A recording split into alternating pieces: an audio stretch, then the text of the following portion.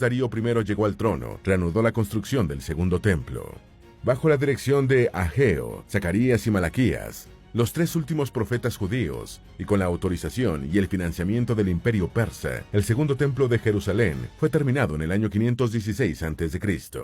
El periodo del segundo templo de Jerusalén. Después de finalizada la construcción del segundo templo, los judíos de Jerusalén vivieron durante 184 años bajo el dominio de la potencia irania, hasta que Alejandro Magno derrotó al Imperio Persa en 332 a.C. Alejandro murió en 323, y tras la división de los dominios del Macedonio entre sus generales, se formó el reino Seleucida, un imperio helenístico de enorme extensión que incluía el cercano Oriente. Durante el periodo Seleucida, la cultura judía fue influida por la helenística, influencia que quedó muy bien expresada en la filosofía de Filón de Alejandría. Sin embargo, las relaciones entre los judíos helenizados y los partidarios de la ortodoxia empezaron a deteriorarse, y el rey seleucida Antíoco IV Epífanes decretó la prohibición de ciertas tradiciones religiosas judías.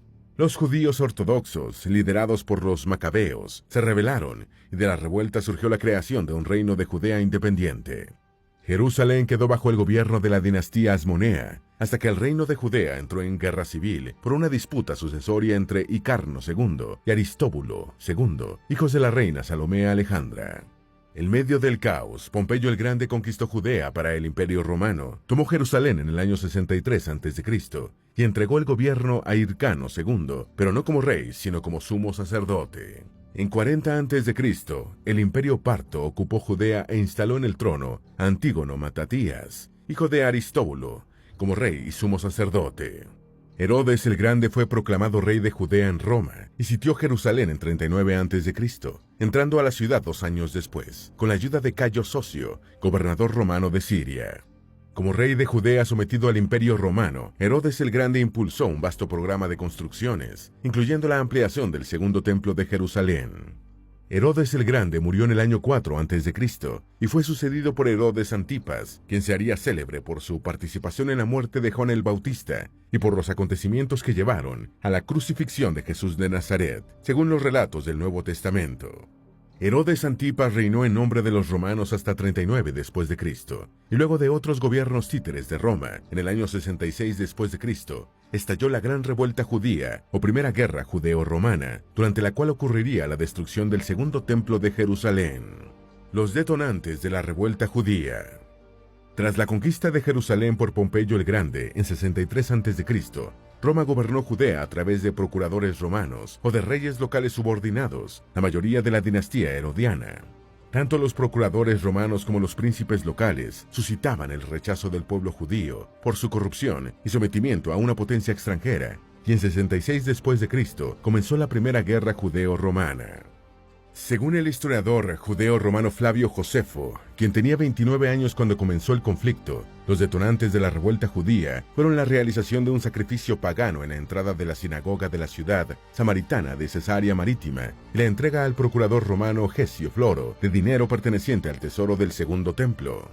Gesio Floro había sido designado procurador por Nerón debido a la amistad de su esposa con la del emperador, Popea Sabina. Floro favorecía a la población griega frente a la judía, y un día permitió que un griego sacrificara 3 aves frente a la sinagoga de Cesarea, en la que los sacerdotes judíos estaban realizando un culto. El hecho ocurrido en la entrada del templo hebreo convertía en impuro a todo el recinto de la sinagoga, y los judíos solicitaron una entrevista con el procurador romano para protestar y pedir una reparación. Floro exigió el pago de 8 talentos para conceder la audiencia, y después de embolsar el dinero, no solo se negó a recibir a la delegación judía, sino que ordenó encarcelarla. En otra ocasión, el procurador amigo de Nerón ordenó confiscar 17 talentos del tesoro del templo, con el pretexto de que eran para el emperador. Finalmente, la ruptura de los judíos de Jerusalén con Roma quedó simbolizada con la decisión de Eleazar ben Genania, gobernador del segundo templo, de paralizar los sacrificios cotidianos en honor del emperador.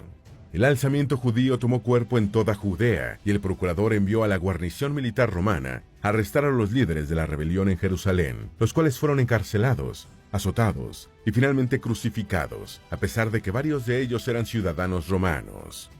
Nerón destituyó al procurador Gesio Floro en el mismo año 66 y lo sustituyó por Marco Antonio Juliano, pero ya la revuelta judía había prendido. La escalada de la revuelta judía. Según el historiador francés del siglo XIX, Ernest Renan, la revuelta judía constituyó un acceso de fiebre que no se puede comparar con lo que aconteció en Francia durante la Revolución y en París en 1871. Sin embargo, el movimiento tuvo un inicio exitoso. El rey prorromano Herodes Agripa II fue depuesto por los rebeldes y tuvo que huir de Jerusalén con otros funcionarios imperiales que temían por su vida. Los miembros más radicalizados de la revuelta incendiaron la casa del sumo sacerdote judío y lo mataron por su posición moderada, y el alzamiento se extendió por Galilea, Bet-Shan y otros lugares. El gobernador romano de Siria, Gaius Cestius Gallus, se movilizó hacia Jerusalén con una fuerza expedicionaria para encabezar la represión del movimiento, pero no pudo entrar a la ciudad y se retiró. Los rebeldes persiguieron a las tropas de Gallus y las emboscaron, perdiendo el gobernador de Siria casi el equivalente a una legión entera. Poco después fue realizada en Jerusalén una asamblea de judíos para decidir el curso a seguir. La asamblea fue controlada por fariseos de tendencia moderada, incluyendo a miembros del Sanedrín y liderazgo de la revuelta, que había estado a cargo de los celotes, la fracción más radical del judaísmo de la época, pasó a manos de personas más comedidas. Este grupo estaba menos preparado para la lucha armada, pero tenía una mayor capacidad de negociación frente a los romanos. Durante su primer periodo de independencia en casi 5 siglos, los judíos de Jerusalén acuñaron sus propias monedas. Hay indicios de que disfrutaron de una sensación de prosperidad, pero su desafío pronto sería respondido de manera contundente por uno de los imperios más poderosos de la historia: la campaña de Vespasiano y el sitio de Jerusalén. Nerón encargó la restitución del orden romano en Judea a su talentoso general Vespasiano, quien comenzó la represión por Galilea en el año 68. A comienzos del verano del 69, ya el ejército romano había pacificado toda la provincia, excepto Jerusalén, y la ciudad fue sitiada con líderes rebeldes de toda la región en su interior. Quizá Jerusalén habría resistido más tiempo, pero las tensiones entre moderados y radicales estallaron, comenzando un enfrentamiento civil. Entretanto, en Roma, el puesto de emperador había quedado nuevamente vacante. Nerón, asesinado el 9 de junio del 68, había sido reemplazado